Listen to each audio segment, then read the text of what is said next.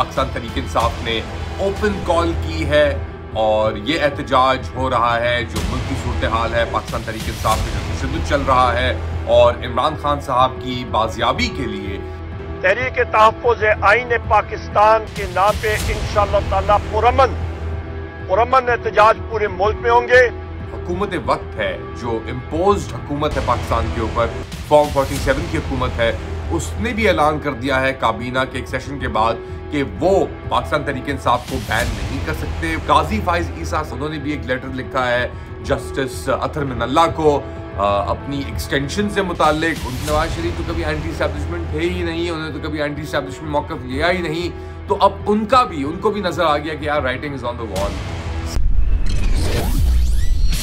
पाकिस्तान तहरीक-ए-इंसाफ पाकिस्तान की सबसे बड़ी जमात बन के सामने आ गई सुप्रीम कोर्ट के नोटिफिकेशन के बाद, और अब इलेक्शन कमीशन के हाथ में भी कुछ नहीं रहा। लेट अली शो यू के एक और एपिसोड में आप सबको खुशामदीद। Do like, subscribe and share this content. बहुत बड़ा दिन पाकिस्तान के अंदर, एक एहतजाज का दिन। पाकिस्तान तहरीक-ए-इंसाफ ने ओपन कॉल की है और ये एहतजाज हो रहा है जो मुल्क की सूरत हाल है, पाकिस्तान तहरीक-ए-इंसाफ पे जो तशद्दुद चल रहा है और इमरान खान साहब की बाजियाबी के लिए ये कॉल दी गई है। जो तशद्दुद मुल्क में चल रहा है, जो हमने विटनेस किया है, वो तो हम देख रहे हैं अपने सामने। खुलेआम एक तरीके से तनाव हो रहा है, मगर क्या एक्सपेक्ट कर रहा है पाकिस्तान तहरीक-ए-इंसाफ इस ओपन कॉल स्ट्राइक के अंदर? जुमे के रोज, नमाज के वक्त, नमाज के बाद जरा सुनिए उमर अयूब खान साहब जो सेक्रेटरी जनरल हैं पाकिस्तान तहरीक-ए-इंसाफ से, उनसे। तहरीक-ए-तहफ़्फ़ुज़-ए-आईन पाकिस्तान के नाम पे इंशाअल्लाह ताला पुरअमन एहतजाज पूरे मुल्क में होंगे कि वजीर आजम इमरान खान साहब, बुशरा बीबी, हमारे तमाम असीरान, उनकी रिहाई के लिए, महंगाई के खिलाफ और पाकिस्तान में अमन के लिए और ताज़ा फ्रेश इलेक्शंस के लिए ये प्रोटेस्ट और ये पुरअमन एहतजाज होगा। जी, तो प्लान वाजे है। पाकिस्तान तहरीक-ए-इंसाफ का प्रेशर बिल्ड हो रहा है। एक बहुत ही सिग्निफिकेंट डेवलपमेंट पाकिस्तान तहरीक-ए-इंसाफ के लिए सुप्रीम कोर्ट की नोटिफिकेशन के बाद जो रिजर्व सीट्स मिली हैं, इसके बाद पाकिस्तान तहरीक-ए-इंसाफ पार्लिमान पाकिस्तान के अंदर सबसे बड़ी जमात बन के उभरी है।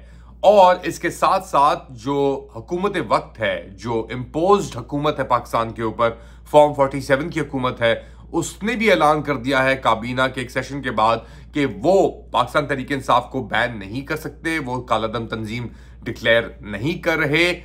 मुशावरत के बगैर, मुशावरत से मुराद के नेगोशिएशंस और गुफ्तगू जो उनके पार्टनर्स हैं, कोलिशन पार्टनर्स, पाकिस्तान पीपल्स पार्टी और दीगर जमातें, उनके मुशावरत के बावजूद वो ये कदम नहीं उठाएंगे। यानी भीगी बिल्लियों की तो बात हम कर रहे थे, मगर वाकई में हवा जो है भीगी बिल्लियों से निकल गई है। अच्छा, ये चीजें तो पाकिस्तान तहरीक-ए-इंसाफ को लेकर हो रही हैं। एक नेशनल लेवल के ऊपर और केसेस भी, फवाद चौधरी साहब का केस जो था, जो चल रहा था, इस्लामाबाद हाई कोर्ट ने उसको भी मुस्तरद कर दिया है कि जी ये जो केस हो रहे थे गायब सिचुएशन के अंदर, सूरत हाल में, तो पाकिस्तान तहरीक-ए-इंसाफ से डायरेक्टली तो ताल्लुक नहीं है फवाद चौधरी का, मगर अगर आप देखें कि जो प्रेशर था उसके अंदर वो भी दबे थे, उनके ऊपर भी तशद्दुद हुआ था, वो भी, उन्होंने भी पार्टी छोड़ी थी दबाव के अंदर। तो अब एक रिवर्सल चल रही है, मगर जब पेंडुलम स्विंग हो रहा है, अदलिया की पावर आ चुकी है। काजी फाइज ईसा साहब भी थोड़ी बहुत ड्रामेबाजियां कर रहे हैं, उन्होंने भी एक लेटर लिखा है जस्टिस अतर मिनल्ला को अपनी एक्सटेंशन से मुतालिक। उनकी भी हालत टाइट हुई होगी क्योंकि सितंबर दूर नहीं है, चंद माह के अंदर वो रिटायर्ड चीफ जस्टिस हो जाएंगे, तो एक और रिलीफ का मौका है, मगर एक खतरे का बाइस भी है ये मौका, क्योंकि एक तरफ तो ये पेशरफ्त हो रही है अदलिया के अंदर और कानूनी कार्रवाइयां जो हैं वो सही हो रही हैं, एक तरीके से करेक्शन आ रही है उनके अंदर। इसका ये मतलब नहीं कि जो 100 लोग, 104 लोग मिलिट्री ट्रायल्स के शिकार हैं, उनके लिए इंसाफ तैयार है या उनके लिए इंसाफ आ गया है। नहीं, वो अभी भी लोग मिलिट्री ट्रायल्स का सामना कर रहे हैं, या वो लोग जो ट्रायल्स के बगैर, जिनकी बेल हियरिंग्स तो डिले पे डिले किया जा रहा है, जिनके ऊपर जेलों में तशद्दुद हो रहा है। आलिया हमजा, उनकी एक बेटी का इंटरव्यू आया, एक और वालदा का, और वो सुन के इंसान के यानी दिल खराब होता है कि ये भी होता है इस मुल्क के अंदर, किसी का एग्जाम्पल बनाने के लिए। सही है, अब एग्जाम्पल तो फिर खुदा ही बनाता है इवेंचुअली।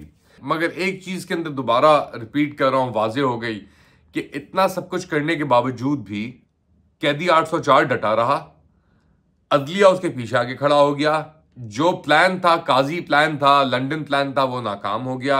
अब नवाज शरीफ साहब भी अपने आप को एंटी एस्टैब्लिशमेंट कहने की कोशिश कर रहे हैं राना सनाउल्लाह के थ्रू, मगर उनके जो अपने लोग हैं वो ये कह रहे हैं कि जी नवाज शरीफ तो कभी एंटी एस्टैब्लिशमेंट थे ही नहीं, उन्होंने तो कभी एंटी एस्टैब्लिशमेंट मौक़िफ़ लिया ही नहीं।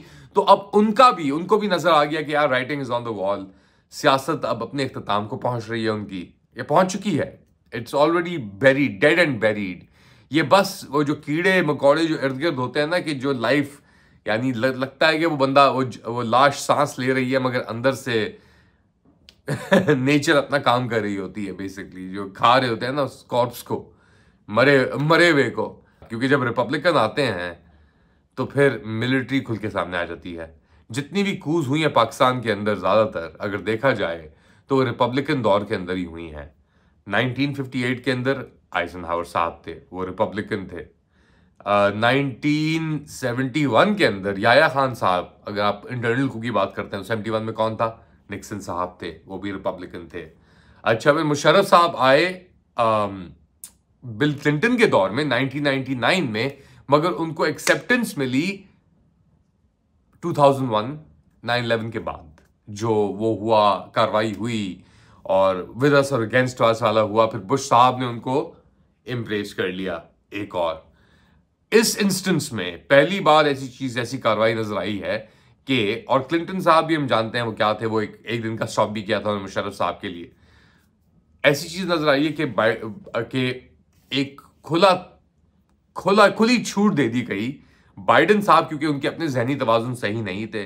जो उनका इनर कबाल था, वो जिस तरीके से जिस डिस्डेन से यूज कर रहा था, पाकिस्तान को देख रहा था, वो बात अब वाजे हो गई है।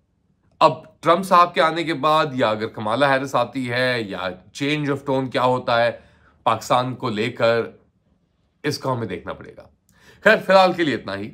मेरे ख्याल से आपके लिए बहुत कंटेंट है ये, आप और भी कंटेंट एक्सेस कर रहे होंगे। Do like, subscribe and share this and do press the bell icon. अपना ख्याल रखिएगा, अगली बार तक अल्लाह हाफिज।